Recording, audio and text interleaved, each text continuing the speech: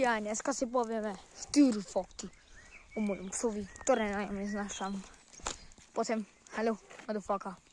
Čus, Maria, jak sa máte, vy si mi nepodrbané, ja som nemôcný. Čaute, dneska vás vítam u nového videa a povieme si dneska 4 fakty o tomto psovi, ktorý je môj a na ňom nikdy nebudem znášať. Takže za prvé, každý deň, ak ideme na prechádzku, proste on prvá vec, čo musí spraviť, je ma začať ťahať totálne, aj keď každý deň ním cvičím proste, aby ma nikdy neťahal, aby ma poslúchal. Ale to nie je pri ňom možné, trénujem ho asi 40 minút v kuse, ale proste on si bude robiť aj tak všetko po svoju. Takže to je veľmi veľká smola u mňa, takže to mi je veľmi ľúto. Po druhé, vec, ktorú na ňom veľmi tiež neznášam, je, že vždycky príde a čo oňuchá, to aj ušli. Že ak by mňa oňuchal, tak neskončí to veľmi dobre, lebo väčšinou aj mňa ošli. Takže nemám toto veľmi na ňom rád. Čiže sa snažím, to sa nedá proste toto psa vycvičiť. Keď máte nejakú radu, napíšte to prosím dole do komentárov.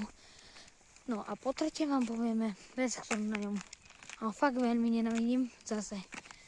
Vždycky, ak prídem ku nemu, a je to tá najhoršia zároveň vec, hej, prídem do jeho voliery a pes tam má osratú, ošťatú celú volieru.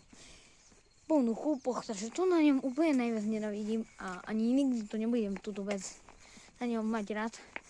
Proste prídem a ako chápem, že proste veď pes potrebuje, ale není možné, pozrite čo robí, nagor. No, proste, není to možné, že by ten pes, proste máš psa a proste to nie je možné, aby v kuse, ako príjem, že to je v pohode, že dobre, tak popratáš hovna, ale do pičky. Ale vždycky sa stane toto, že prídem tam a môj pes spraví jednu hovedinu najväčšiu, čo na svete môže. Tam proste tie chúpy nie je možné, že tam nie sú tie chúpy. Ako teraz sa pozrite, hej, toto som včera pratal a dneska pozrite, ak to tu zase vyzerá.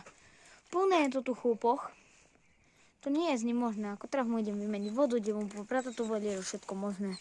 No dobre, tak by bolo dneskajšieho videa všetko, majte sa, čus!